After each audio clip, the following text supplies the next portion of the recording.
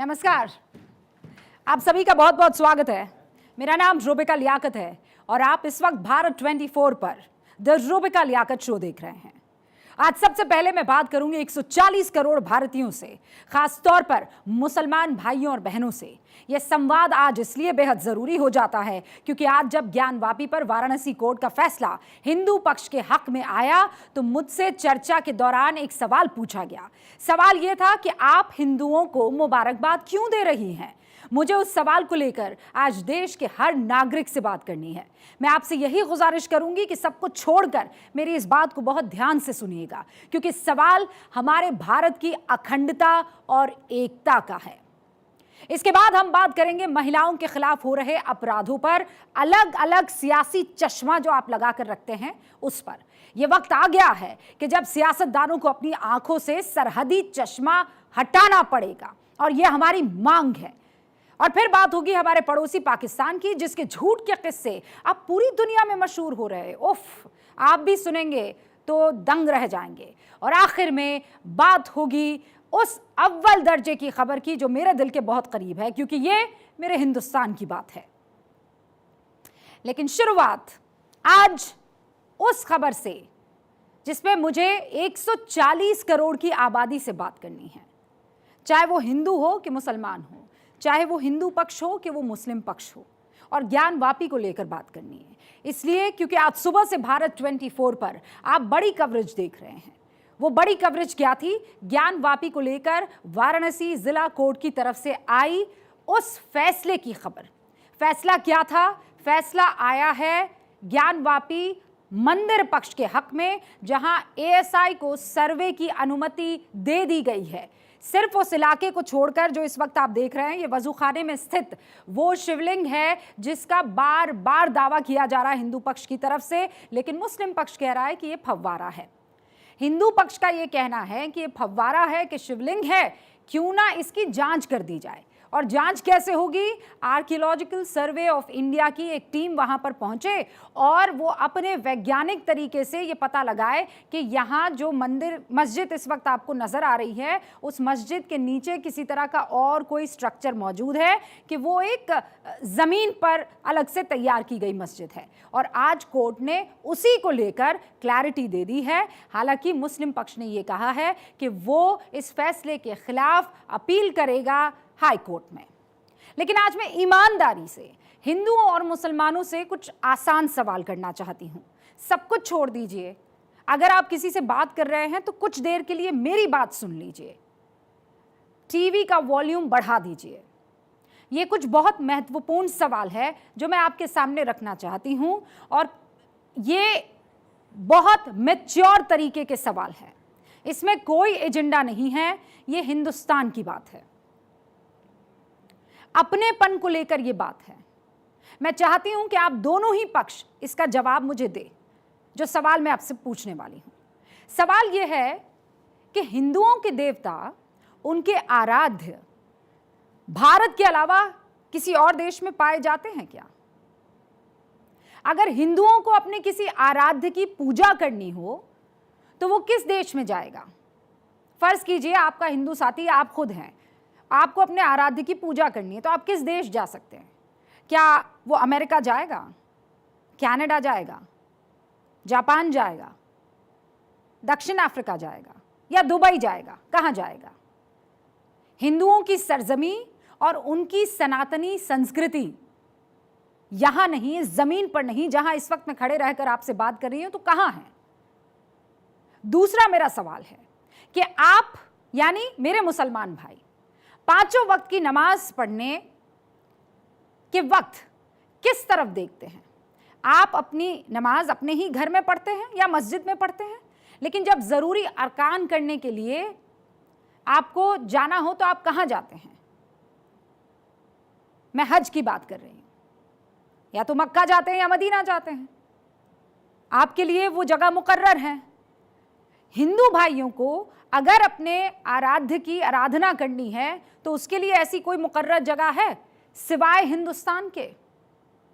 मैं इन सवालों का जवाब इसलिए जानना चाहती हूं और यह भी जानना चाहती हूं कि इन सवालों पर आपके विचार क्या हैं, और विचार जो भी हैं आपके जवाब जो भी हैं उस पर थोड़ा सा खुले दिल से सोचिए जरूर, क्योंकि जब वो नारा उछलता है ना, अयोध्या तो झांकी है, मथुरा काशी बाकी है, तो आपको इससे एलर्जी नहीं होनी चाहिए। चाहे वो सेक्युलर लोग हो, चाहे वो मुस्लिम लोग हों, चाहे वो किसी और धर्म को मानने वाले हों, चाहे वो हिंदू खुद ही क्यों ना हो, ये जो नारा है कि अयोध्या तो झांकी है, मथुरा काशी बाकी है, मत इससे एलर्जी कीजिए। आपको इससे डरना नहीं चाहिए। ये डराने वाला कोई नारा नहीं है। इसके पीछे की पीड़ा आप समझिए, आप इसके पीछे के संघर्ष को समझिए, जिसे माना ही नहीं जाता है, जिसे एक्सेप्ट ही नहीं किया जाता है, डरा दिया जाता है। आप ये समझ ही नहीं पा रहे हैं कि महज नारा नहीं है, बल्कि एक तबके की अपने सबसे बड़े आराध्य को लेकर दर्द है।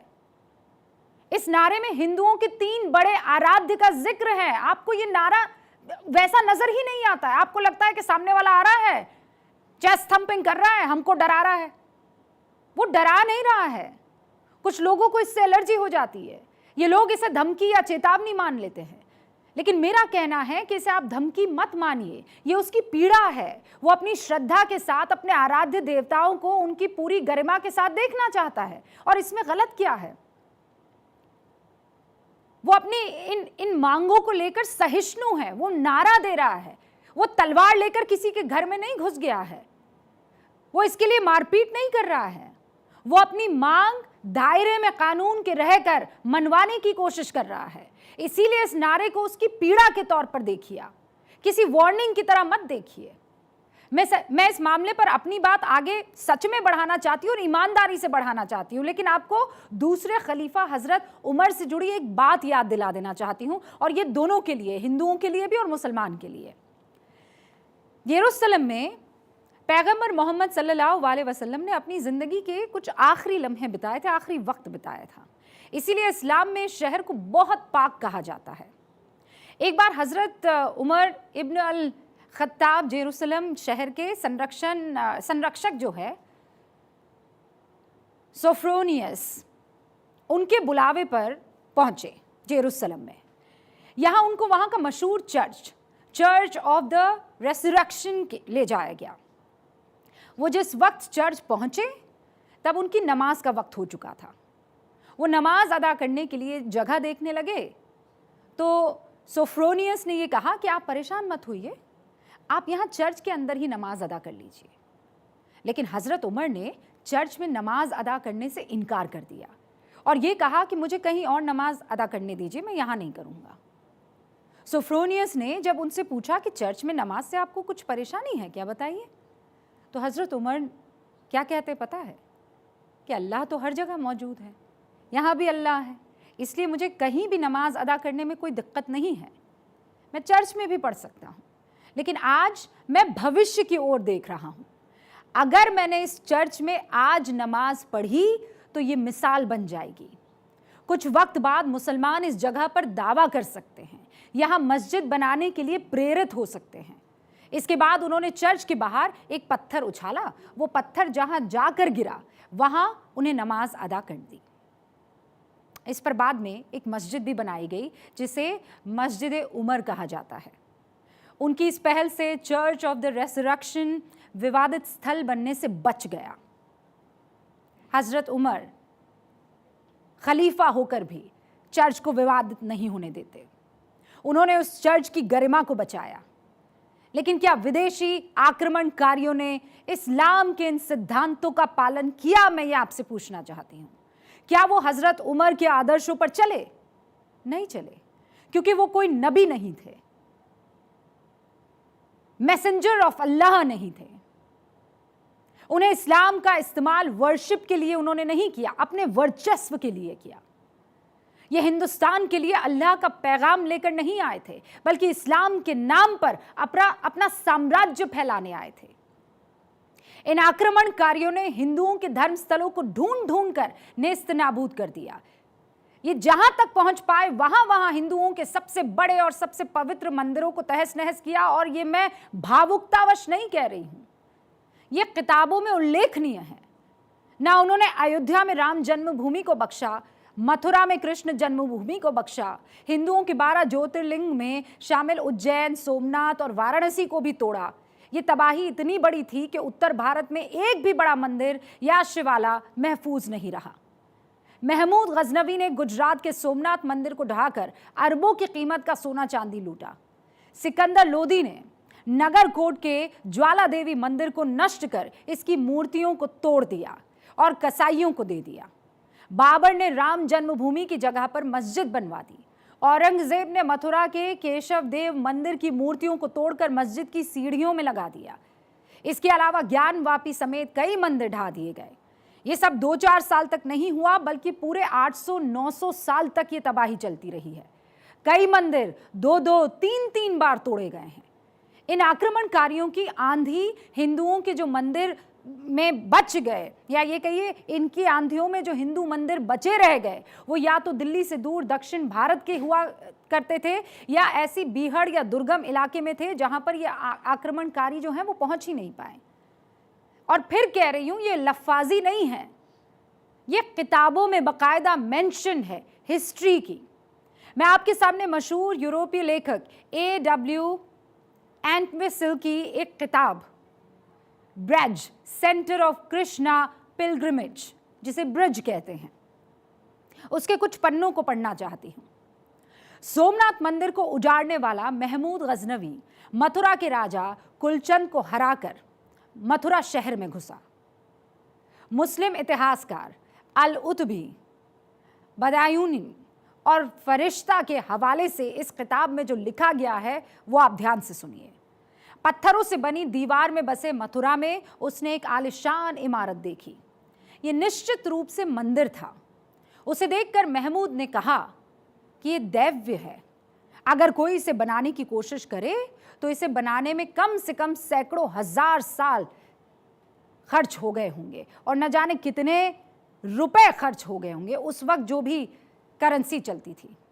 अगर दुनिया के सबसे काबिल कारीगर इसे बनाए तब भी इसे बनाने में कम से कम 2 साल लग जाएंगे, 200 साल लग जाएंगे, माफ कीजिएगा। इसमें शुद्ध सोने की कम से कम 15 फीट ऊंची 5 मूर्तियां हुआ करती थी। इसमें बेशकीमती हीरे पन्ने जड़े थे। उसने इन सभी मूर्तियों को पता है क्या किया? तोड़ डाला। इससे उसे 98,300 सोने की मिस्कल और 200 चांदी के दीनार मिले। बदायूनी ने फरिश्ता में यह भी लिखा है कि महमूद मथुरा में 20 दिन रहा और 20 दिन पूरा मथुरा जलता रहा। जब सवाल यह उठता है कि इन मंदिरों और शिवालों को क्यों तोड़ा गया, मुझे यह लगता है, जिसकी कॉन्फर्मेशन कई इतिहासकार करते भी हैं, कि इन मंदिरों की संपत्ति को लूटना, मंदिर तोड़कर हिंदुओं को कहीं ना कहीं ये मैसेज देना कि मेरे वर्चस्व को कबूल करो, उनकी आस्था का अपमान भी इससे होता और वो वीक फील करते। इस्लाम के नाम पर अपनी राज सत्ता का दबदबा दिखाना ये भी एक वजह हो सकती है। आप मेरे सामने ये तस्वीरें अब देखिए। ये जगह जो है दिल्ली से 4012 किलोमीटर दूर की है। ध्यान से देखिए। यहां लोग कुछ मस्जिद को महफूज रखने के लिए देखिए क्या कर रहे हैं। एक हाथ में बंदूक लिए हुए हैं, दूसरा तस्वीर खींच रहा है। सुरक्षा बल यहां घुसने की कोशिश कर रहे हैं, लेकिन ऐसा हो नहीं पा रहा है। यह विवाद आज का नहीं है, सैकड़ों हजारों सालों से यह विवाद चला आ रहा है। जिस जगह यह विवाद हो रहा है वो अल अक्सा मस्जिद है, बड़ी पाक है, जो इजराइल के जेरूसलम में है। जेरूसलम दुनिया की एकमात्र वो जगह है जहां पर इस्लाम, ईसाई और यहूदी यानी दुनिया के 3 बड़े धर्मों को मानने वालों का दावा है कि ये जगह तो मेरी है। यहां 3 धर्मों के सबसे प्राचीन धर्म स्थल है। अल अक्सा मस्जिद को इस्लाम में मक्का और मदीना के बाद तीसरी सबसे पाक मस्जिद माना जाता है, क्योंकि पैगंबर मोहम्मद सल्लल्लाहु अलैहि वसल्लम ने अपना आखिरी वक्त यहीं बिताया था। इसी तरह 1000 ईसा पूर्व किंग सोलोमन ने यहूदियों के लिए यहाँ 2 सिनोगाग बनाए थे, और ईसाई ये मानते हैं कि ईसा मसीह ने यहाँ उपदेश दिया था, यहीं पर उन्हें सूली पर चढ़ाया गया था। दुख की बात यह है कि तीनों धर्म मानने वालों में जब जिसका जोर चलता है, उस दौर में जिसकी तलवार में ज्यादा ताकत और धार होती है, वो बाकी दो धर्मों के धर्म स्थलों को तोड़ देता है। लेकिन ऐसा हिंदुस्तान में तो नहीं हो रहा। और क्यों नहीं हो रहा? यहां तो सरकार किसी धर्म के खिलाफ कुछ नहीं कर रही है। इसका जवाब ये है, मुसलमान आज़ादी से अपनी इबादत कर पा रहे हैं। इसलिए मैं जानती हूं कि मेरी ये बात कुछ लोगों को ज़रूर चुभेगी। ये मेरी बात इन लोगों की कभी समझ में नहीं आएगी, क्योंकि अगर झगड़े बंद हो जाएंगे, आपसी भाईचारा बढ़ जाएगा, दोनों एक दूसरे के लिए सम्मान और मोहब्बत का मुजाहरा कर देंगे, तो ये जो मेरी बात नहीं मान रहे हैं, इन लोगों के किरदार का पर्दाफाश हो जाएगा, इनका वोट बैंक खत्म हो जाएगा, इनका वजूद खतरे में आ जाएगा, इनकी दुकानें बंद हो जाएगी। लेकिन फिर भी मैं ये अपने मुस्लिम भाइयों से ज़रूर कहूँगी कि प्लीज़ बड़ा दिल दिखाइए। ज्ञानवापी के आज के फैसले के बाद कुछ लोग कह रहे हैं कि आगे अपील करेंगे। रुकिए, मैं कहती हूँ कि एक ट्रीटी साइन कर दीजिए, हिंदुओं की आस्था का सम्मान कीजिए और कहिए कि आप हमारी आस्था का सम्मान कीजिए। ये 3 बड़े मंदिर और 3 बड़े देवता, जहां आपके ये मंदिर हैं, प्रभु राम का अयोध्या में राम मंदिर हो गया, श्री कृष्ण का मथुरा में मंदिर हो गया, और शिव जी का ये मंदिर हो गया काशी में। 1990 के दशक में जब देश में राम जन्मभूमि को लेकर हिंदुओं की आस्था बार बार सामने आ रही थी, तब की सरकार और सुप्रीम कोर्ट ने एक रास्ता निकाला था।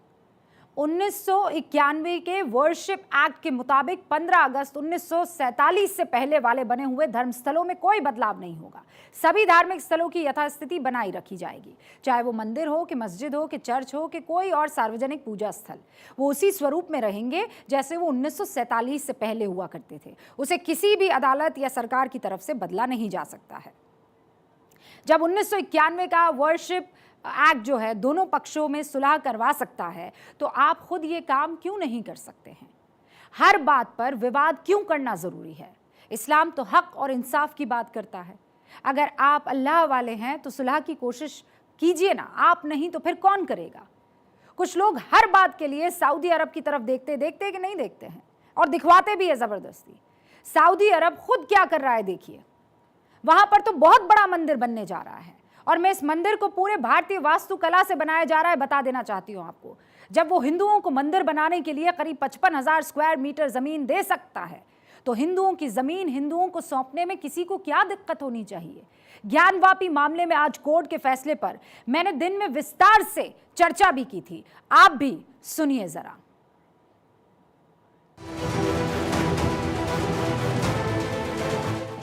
तलवारों की नोकों से हमारी सच्चाई को छुपा के रखा था, आज कलम की ताकत से हमने जीत के दिखाया है। हर हर महादेव। जो उनके एसआई सर्वे का एप्लीकेशन था उसको मंजूर कर लिया है। आज का आदेश 100 करोड़ हिंदुओं के लिए विजय का प्रतीक है।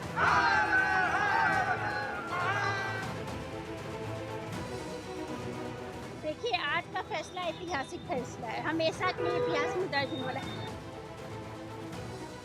4 अगस्त तक रिपोर्ट देने के लिए कहा है।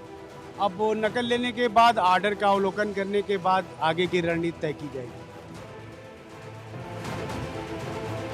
हाई कोर्ट चला जाए, हम लोग हाई कोर्ट चले जाएंगे। हाई कोर्ट से तो आदेश आ गया, अब सुप्रीम कोर्ट जाएंगे तो हम लोग सुप्रीम कोर्ट पहुंच जाएंगे।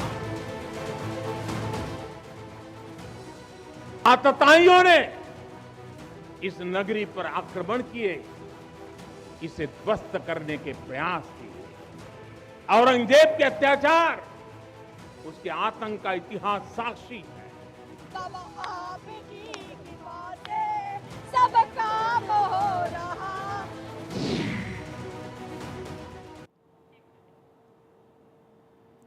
और इसीलिए आपसे उम्मीद है, गुस्से से मत सोचिए, ईमानदारी से सोचिए। वो ट्रीटी जिसका मैं जिक्र कर रही हूं, अगर हिंदू और मुस्लिम भाई आपस में बैठकर एक दूसरे का सम्मान करते हुए नए हिंदुस्तान की तस्वीर बुलंद देखना चाहते हैं, तो उस ट्रीटी पर दोनों हस्ताक्षर कर लीजिए कि कोर्ट कचहरी कौन जाएगा, कौन सालों साल पछड़े में पड़ेगा। मैं तुम्हारी आस्था का सम्मान करता हूं। मेरी मस्जिद, क्योंकि वो खुदा का घर कहीं भी हो सकता है,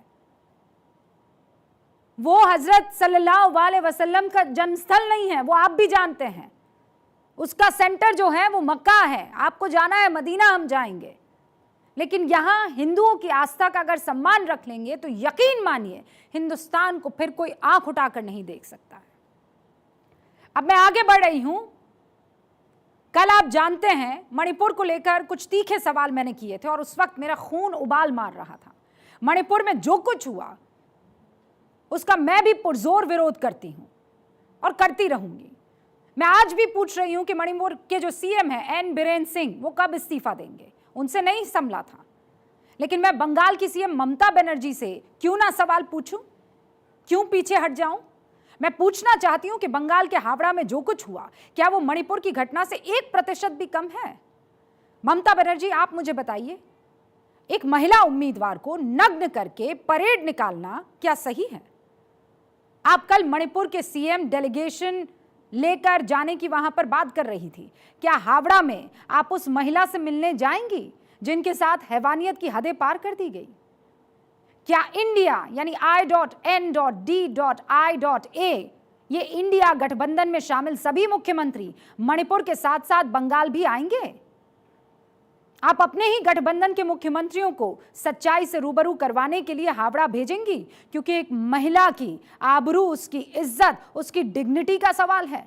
क्योंकि मणिपुर की महिला की डिग्निटी और पश्चिम बंगाल की महिला की कोई डिग्निटी नहीं। ये कैसे हो सकता है ममता बनर्जी? आप तो खुद एक महिला हैं और मुझे पूरा यकीन है कि आप ऐसा होने नहीं देंगी। इन सवालों का जवाब ममता दीदी आपको इसलिए देना चाहिए कि मणिपुर में 2 समुदायों के बीच हुए टकराव की वजह से महिलाओं को निशाना बनाया गया। आपको बहुत गुस्सा आया। आप जिस राज्य की मुख्यमंत्री हैं वहां तो सियासी लड़ाई में इंसानियत को शर्मसार कर देने वाली घटना हुई है।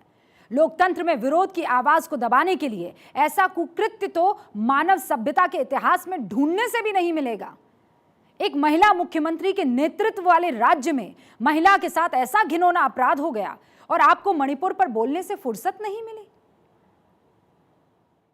उन्होंने मणिपुर का साथ बंगाल को जोड़ा, छत्तीसगढ़ को जोड़ा, राजस्थान को जोड़ा, लेकिन उन्होंने देश को तोड़ा।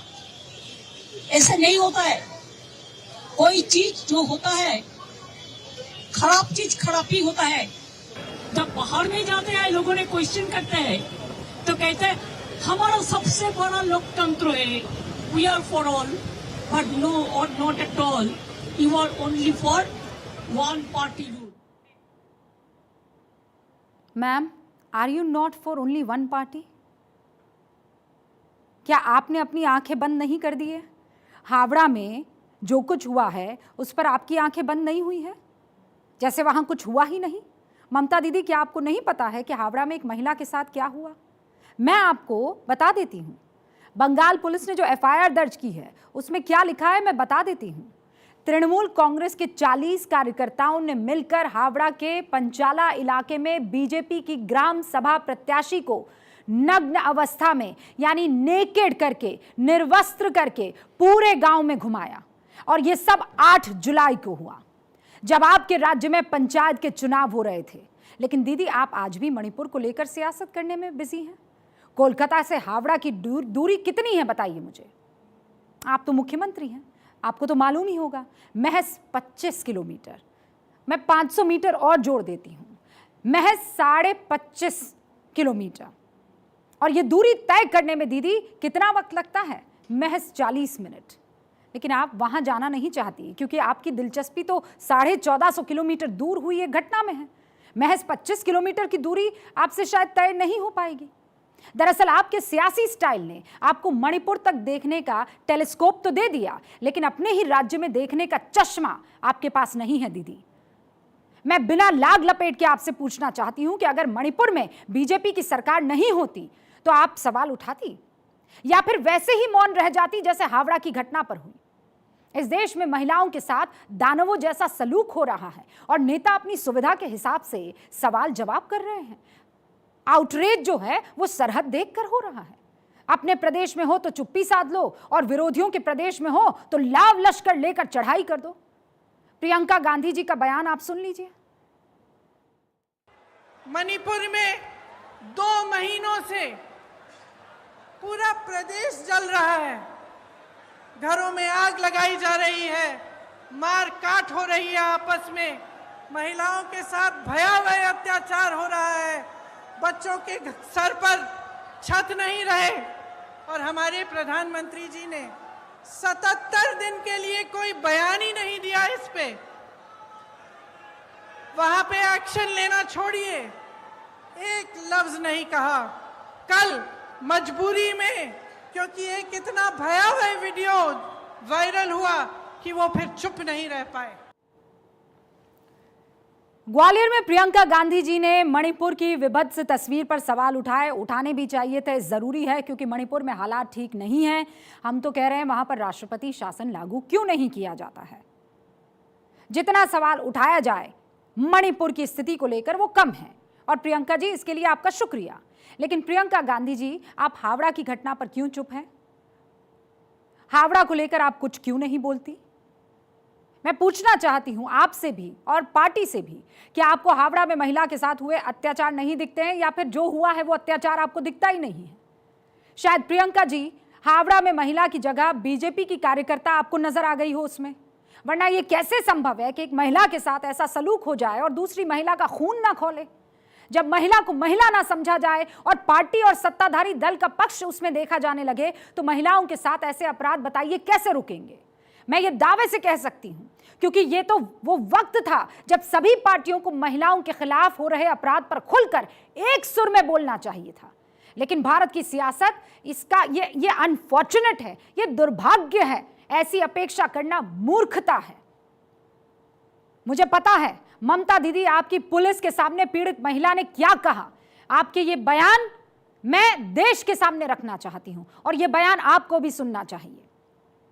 टीएमसी उम्मीदवार हिमंता रॉय, नूर आलम, अल्फी एसके, रणबीर पंजा, संजू, सुकमल पंजा, ये दोनों साथ के हैं मेरे ख्याल से, इन्होंने मेरे साथ ज्यादती की। इनमें से कुछ लोग मुझे पीट रहे थे, जबकि हिमंता रॉय ने अली शेख और सुकमल पंजा को मेरी साड़ी और अंत वस्त्र हटाने के लिए उकसाया। उन लोगों ने मुझे चोट पहुंचाई और जबरदस्ती मेरे कपड़े उतारकर मुझे नग्न कर दिया। इन सब के बाद भी आरोपियों का मन नहीं माना, तो मेरी नग्न अवस्था में पूरे गांव में मेरी परेड करवाई। ममता दीदी, पुलिस की एफआईआर में पीड़ित महिला के बयान के आधार पर आपका खून नहीं खौल रहा। आपकी पुलिस घटना के 13 दिन बीत जाने के बाद एक भी आरोपी को पकड़ नहीं पाती है। सभी आरोपी खुलेआम घूम रहे हैं, और यह सब आपके अपने राज्य में हो रहा है। लेकिन मणिपुर मामले पर सियासी हंगामा खड़ा करने वाले बंगाल की इस घटना पर एकदम आप चुप हैं। आपकी चुप्पी हर उस महिला को डरा रही है जो घर से बाहर निकलती है, जो काम करती है, जो सियासी महत्वाकांक्षा रखती है। ममता दीदी, आप भी तो महिला है ना। एक औरत ये कह रही है कि एक आदमी मुझे पीट रहा था, और दूसरे खड़े आदमियों को कह रहा था कि इसके कपड़े उतार दो। आप सोच रही हो उस औरत पर क्या बीत रही होगी। आपके संघर्ष के किस्से पढ़कर हम जैसे पत्रकार बड़े हुए हैं, लेकिन आज जब बंगाल में आपकी एक छत्र राज में एक महिला के खिलाफ ऐसी अभद्रता होती है और मैं आपकी चुप्पी देखती हूं, तो मुझे चोट पहुंचती है, मुझे दुख होता है, मुझे अंदर से ये बातें कचोटती हैं। ममता दीदी, ये सिर्फ बंगाल का मामला नहीं है। मैं आपको महिलाओं के खिलाफ सबसे बड़े अपराध की 4 घटनाएं बताती हूं, और आप बताइए कि आप या आपके सहयोगी दलों ने किस मुद्दे पर मणिपुर जैसा हंगामा खड़ा कर दिया।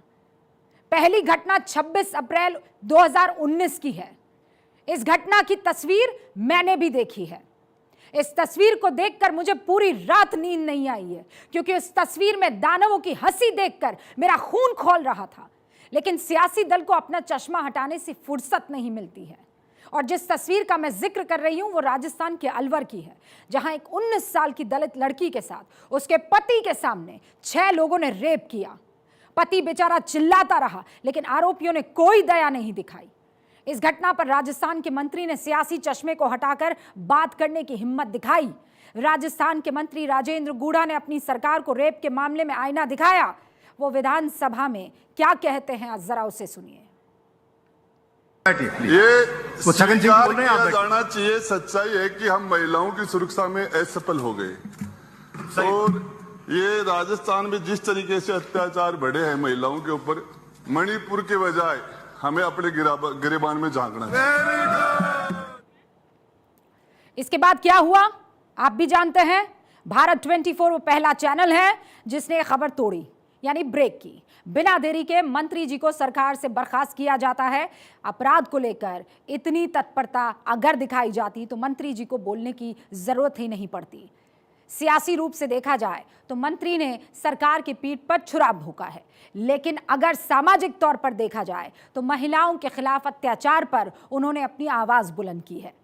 अलग अलग सियासी चश्मे हैं। मैं कुछ और उदाहरण देना चाहती हूं। अप्रैल 2022 में पंजाब के गुरदासपुर में 4 साल की बच्ची के साथ रेप होता है, लेकिन किसी ने उस मामले पर कुछ नहीं कहा। छत्तीसगढ़ के कांकेर में NSUI के पूर्व जनरल सेक्रेटरी रोहाब मेमन पर एक लड़की ने रेप का आरोप लगाया। बीजेपी के नेताओं ने तब खूब हंगामा किया, लेकिन विपक्षी दलों की तरफ से एक बयान तक नहीं आया। कल की ही बात है, राजस्थान के जोधपुर में 6 महीने की बच्ची को उसके परिवार सहित आग से जलाकर आग में मार दिया गया। लेकिन जितना हंगामा मणिपुर को लेकर था, उसके ठीक विपरीत विपक्षी दलों ने इस मुद्दे पर कुछ नहीं कहा। जब तक भारत में सत्ता के हिसाब से सवाल पूछे जाएंगे, तब तक महिलाओं की अस्मिता तार तार होती रहेगी। लिख लीजिए। मैं ऐसे ही यहां आपके सामने न्यूज पढ़ती रहूंगी, अपनी भावनाओं पर काबू पाने की नाकाम कोशिश करती रहूंगी, लेकिन ऐसे ही तार तार आबरू और इज्जत होती रहेगी। जब जरूरत एक सुर में बोलने की होती है तो आंखों में आंसू सिर्फ अपने दर्द को लेकर निकलता है। आज बंगाल के मामले पर बीजेपी नेता लॉकेट चैटर्जी की आंखों में आंसू आए। देखिए। एक के बाद एक घटना घट रही है, लेकिन पश्चिम बंगाल का मुख्यमंत्री महिला होके भी चुप है। आप लोग बोलिए, हम लोग कहां जाएंगे? हम लोग भी महिला है, हम लोग भी चाहते हैं कि हमारा बेटियों लोग को बचा ले। हम लोग भी देश का बेटी है, मणिपुर का भी देश का बेटी है। पश्चिम बंगाल बाहर नहीं है, पश्चिम बंगाल देश में ही है। कोई भी औरत परेशान हो सकती है। मणिपुर को लेकर जो परेशानी किसी भी औरत को हुई होगी, वो पश्चिम बंगाल में इसी नग्न अवस्था में अगर घूमती हुई दिखेगी। वो तस्वीरें किसी के सामने नहीं आई है, लेकिन वो तस्वीरें देखेंगे तब भी आपका मन ऐसे ही विचलित होगा। कल प्रधानमंत्री नरेंद्र मोदी ने इसी सियासत को लेकर सवाल उठाए थे। मेरा हृदय पीड़ा से भरा हुआ है, क्रोध से भरा हुआ है। मणिपुर की जो घटना सामने आई है, किसी भी सभ्य समाज के लिए ये शर्मसार करने वाली घटना है। मैं सभी मुख्यमंत्रियों से आग्रह करता हूं कि वे अपने राज्य में कानून व्यवस्थाओं को और मजबूत करें, खास करके हमारी माताओं बहनों की रक्षा के लिए कठोर से कठोर कदम उठाएं। कानून व्यवस्था का महात्म्य, नारी का सम्मान, और मैं देशवासियों को विश्वास दिलाना चाहता हूं, किसी भी गुनहगार को बख्शा नहीं जाएगा। कानून अपनी पूरी शक्ति से, पूरी सख्ती से एक के बाद एक कदम उठाएगा।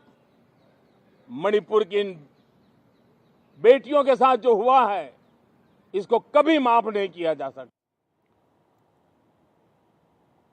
प्रधानमंत्री ने जो बात कही उसकी तस्दीक आंकड़े भी करते हैं। एनसीआरबी के आंकड़ों के मुताबिक देश में साल 2021 में 31,677 रेप के मामले दर्ज किए गए। साल 2020 में आंकड़ा 28,046 था। 19 में 32,032 रेप के मामले सामने आए। और विपक्षी दल अगर अपने सियासी चश्मे को हटाकर इन आंकड़ों पर ध्यान दे दे तो मैं दावे के साथ कह सकती हूं कि महिलाओं के खिलाफ रेप जैसी घिनौनी वारदात पर बहुत हद तक लगाम लगाई जा सकती थी।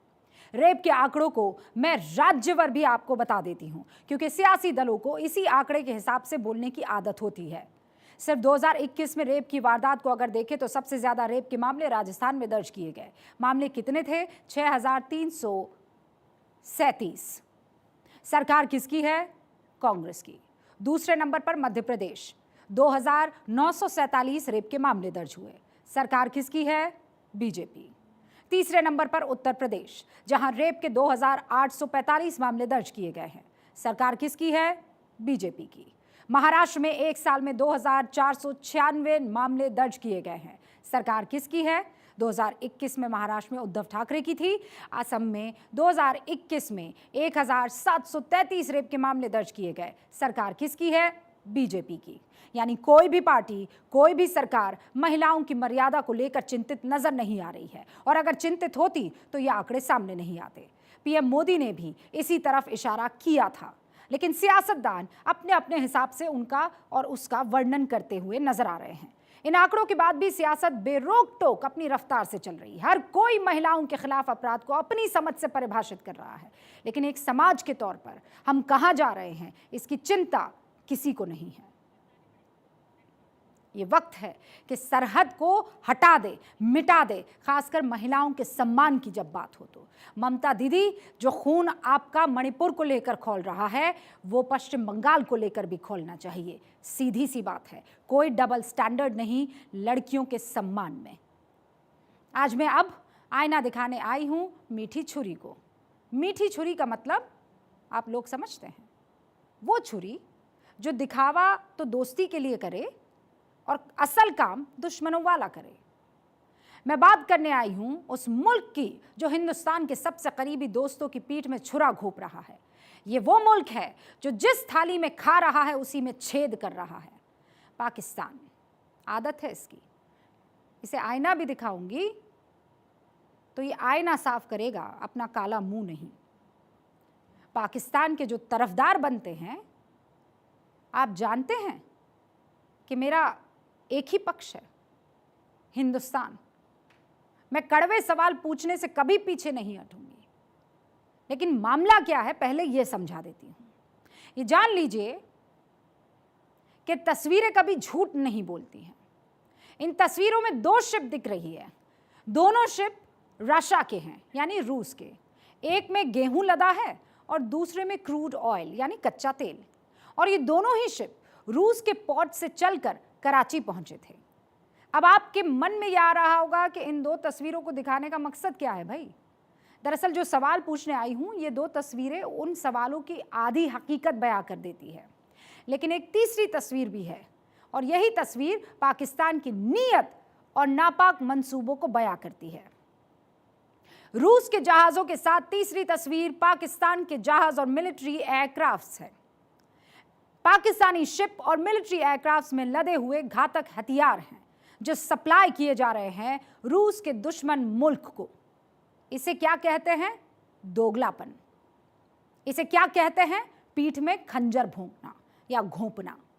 आप जानते हैं, मैं जो कुछ भी कहूंगी वो तथ्यों के आधार पर कहूंगी, रिसर्च के साथ कहूंगी, और सिलसिलेवार तरीके से अब आपको बताती हूं कि पाकिस्तान के इस दोगलेपन की असलियत क्या है। आसान शब्दों में समझिए, ये किसी का सगा नहीं हो सकता है। पाकिस्तान की जिस भी मुल्क ने मदद की है, पाकिस्तान की तरफ से दोस्ती का हाथ बढ़ाया है, तब पाकिस्तान ने धोखा दिया है। आपको याद होगा, भारत के भूतपूर्व प्रधानमंत्री अटल बिहारी वाजपेयी बस से लाहौर गए थे और बदले में पाकिस्तान ने करगिल युद्ध दिया था। मैं उन बातों में नहीं पढ़ना चाहती, क्योंकि आज़ादी के बाद से ही पाकिस्तान का इतिहास ऐसा रहा है। पाकिस्तान ने तो 1971 से पहले तब के पूर्वी पाकिस्तान और अब के बांग्लादेश में ही कत्लेआम मचा दिया था। ये तो इतिहास में दर्ज कुछ असलियत है, लेकिन पाकिस्तान इस वक्त जो कर रहा है वो ठीक वैसा ही है जो पाकिस्तान इतिहास में कर चुका है। इस देश के पास, इस मुल्क के पास अभी खाने को दाने भी नहीं हैं। लाहौर में 20 किलो आटे का दाम पता है क्या है? 2800 रुपए पाकिस्तानी, यानी 1 किलो आटा 140 पाकिस्तानी रुपए का है। आपने और हमने सभी ने बीते दिनों आटे के लिए पाकिस्तान की सड़कों पर हो रहे मर्डर्स की तस्वीरें देखी है। यकीन मानिए, पाकिस्तान में आटे की ये कीमतें सिर्फ कहा जा रहा है कि अंडर कंट्रोल है, अभी तो बाहर नहीं गई है सीमा के। इसी साल जनवरी और फरवरी में हालात ऐसे थे कि गरीब रोटी नहीं खा पा रहा था।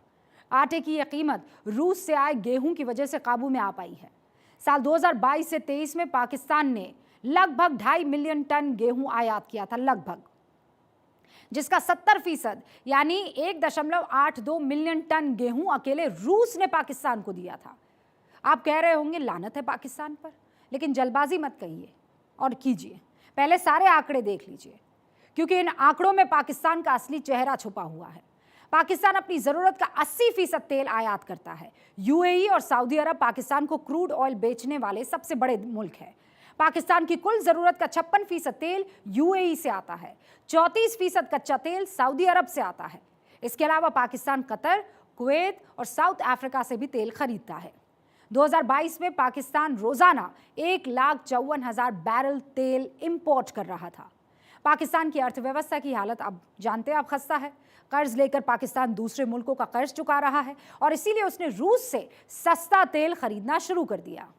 यूक्रेन युद्ध के बाद लगे प्रतिबंधों से रूस परेशान है और वो चीन और भारत को तेल बेचकर अर्थव्यवस्था किसी तरीके से चला रहा है। रूस को भी पाकिस्तान में नया खरीदार दिख गया। अप्रैल 2023 में रूस और पाकिस्तान के बीच कच्चे तेल की खरीद का समझौता हुआ। पाकिस्तान ने अपनी जरूरत का 2/3 यानी 1 लाख बैरल क्रूड रोजाना रूस से खरीदना शुरू भी कर दिया। 12 जुलाई तक पाकिस्तान को रोजाना 1 लाख बैरल क्रूड रशिया से सप्लाई हो रहा था और अब दोबारा पाकिस्तान रूस से कच्चा तेल खरीदने के लिए बातचीत कर भी रहा है। अब आप ये सोच रहे होंगे कि ये तो दो मुल्कों के बीच व्यापार के आंकड़े हैं, इसमें पीठ में छुरा घोंपने जैसी क्या बात हो गई। तो अब आपको वो आंकड़ा भी आसान शब्दों में बता देती हूं। पाकिस्तान जिस रूस से सस्ता सामान खरीदकर रोटी खा रहा है, उसी रूस के दुश्मन को हथियार बेच रहा है। इकोनॉमिक टाइम्स की रिपोर्ट के मुताबिक इसी साल अप्रैल में पाकिस्तान ने इंग्लैंड से एक डील साइन की। इस डील के मुताबिक पाकिस्तान में बने 2 लाख रॉकेट यूक्रेन को सप्लाई किए जाएंगे। कराची से इन रॉकेट्स को लादकर पोलैंड और जर्मनी के पोर्ट्स तक भेजा गया और फिर वहां से ये रॉकेट सड़क के रास्ते कीव भेजे गए। अब आप सोचिए, अप्रैल में ही पाकिस्तान ने रूस से कच्चा तेल खरीदने की डील साइन की और उसी दौरान रूस के दुश्मन को हथियार भी भेजे। 12 अप्रैल को पाकिस्तान और ब्रिटेन के बीच हथियार सप्लाई की डील हो गई और 28 अप्रैल से पहले ही हथियार यूक्रेन में फ्रंट लाइन तक पहुंच गए थे। द संडे गार्जियन की रिपोर्ट के मुताबिक पाकिस्तान ने हैवी मशीन गन की बुलेट्स और 122 मिलीमीटर के रॉकेट यूक्रेन को सप्लाई किए। इसके अलावा 130, 155 मिलीमीटर आर्टिलरी शेल्स भी पाकिस्तान से यूक्रेन भेजे गए। यूक्रेनी सैनिकों की लाइट मशीन गन की गोलियां भी पाकिस्तान से सप्लाई हुई। इस रिपोर्ट के मुताबिक हथियारों के कम से कम 170 कंटेनर कराची से अकेले जर्मनी के पोर्ट तक भेजे गए। कराची से पोलैंड के पोर्ट तक भेजे गए हथियार इससे अलग है। पाकिस्तान से हथियार तो यूक्रेन भेजे गए, लेकिन इनकी क्वालिटी बेहद खराब है। बीबीसी ने यूक्रेनी आर्मी कमांडर व्लादिमीर के हवाले से रिपोर्ट किया कि पाकिस्तान से यूक्रेन पहुंचे रॉकेट्स की क्वालिटी बहुत खराब है। फ्रांस 24 की रिपोर्ट के मुताबिक यूक्रेन के हथियारों को एम्यूनिशन की सप्लाई साउथ कोरिया और पाकिस्तान से हो रही है। रावलपिंडी के नूर खान एयरबेस से हथियार रोमानिया तक सप्लाई हो रहे हैं और फिर सड़क के रास्ते यूक्रेन जा रहे हैं। इसी साल मार्च में खबर आई कि पाकिस्तान ने यूक्रेन को T-80 बैटल टैंक देने का फैसला किया है। हालांकि टैंक यूक्रेन पहुंचे कि नहीं, इसका भी कोई आंकड़ा हमें नहीं मिला है।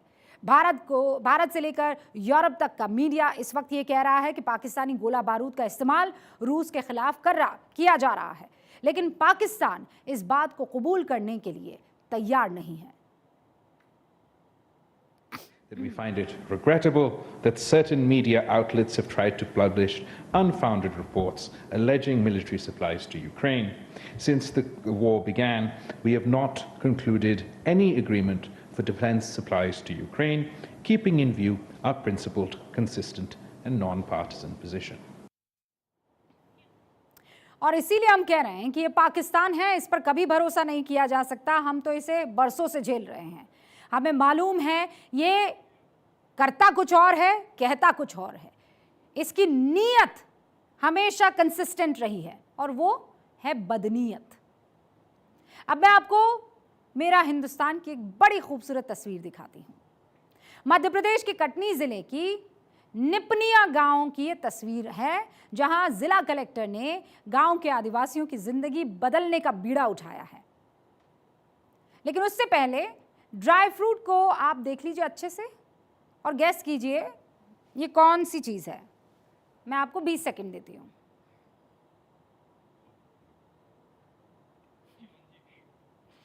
मेरे कान में 2 लोगों ने बोल दिया है पीसीआर से। मेरी जो डायरेक्टर हैं अनुभा कह रही हैं कि भाई इसे कहते हैं चिरौंजी। ठीक है अनुभा, यू आर राइट, लेकिन आपको टीपी पर दिख भी रहा है। ओके, खीर और गुजिया में चिरौंजी पड़ती है, अनुभा ये कह रही हैं। तो चिरौंजी बहुत महंगी होती है, खास तौर से खीर या हलवे में देखिए अनुभा, आपने पढ़ा है, मैं जानती हूँ। ये खास तौर से खीर या हलवा में टेस्ट को बढ़ाने के लिए डाला जाता है। अच्छा, मैं दर्शकों को बता दूं कि अनुभा से मैं अपने ईयरफोन के ज़रिए जो है बात करती हूँ, ईयरपीस के ज़रिए, तो वो मेरे कान में ये बात बता रही हैं। बहरहाल इसे खास तौर से खीर या हलवा में टेस्ट बढ़ाने के लिए डाला जाता है। कटनी के निपनिया गांव में सालों से इस ड्राई फ्रूट का उत्पादन होता है और यहाँ के आदिवासी काफ़ी हद तक चिरौंजी के व्यापार से अपनी रोजी रोटी का इंतज़ाम करते हैं। लेकिन यही चिरौंजी अब इनकी किस्मत बदल रही है। असल में निपनिया गांव की चिरौंजी बहुत फेमस है। ये 4 के पेड़ पर लगती है और निपनिया में 4 के पेड़ बहुत सारे हैं। इस फल की जो गुठली होती है उसी में से चिरौंजी को निकाला जाता है। पहले इसका फ़ायदा किसानों को पता ही नहीं हुआ करता था।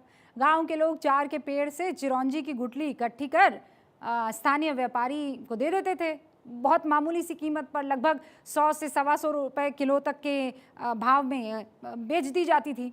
और इसको प्रोसेस करवा कर ज़्यादा दाम में कौन बेचता था? जो वहाँ पर आया व्यापारी था, वो लेकर जाता सस्ता और फिर प्रोसेस करके महंगे में बेचा जाता था।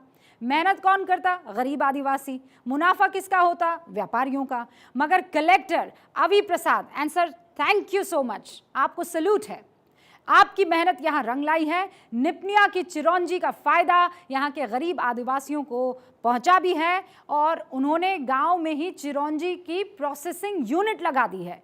ये काम कृषि विभाग की आत्म योजना के तहत हुआ है। इसी योजना में दलहन या दालें, तिलहन या तेल वाली फसलें, फलों और अनाज का प्रोडक्शन बढ़ाने के लिए ट्रेनिंग इसमें दी जाती है, जिससे किसान जो है वो परंपरागत खेती के बजाय मॉडर्न खेती का फ़ायदा जो है वो कर सकता है।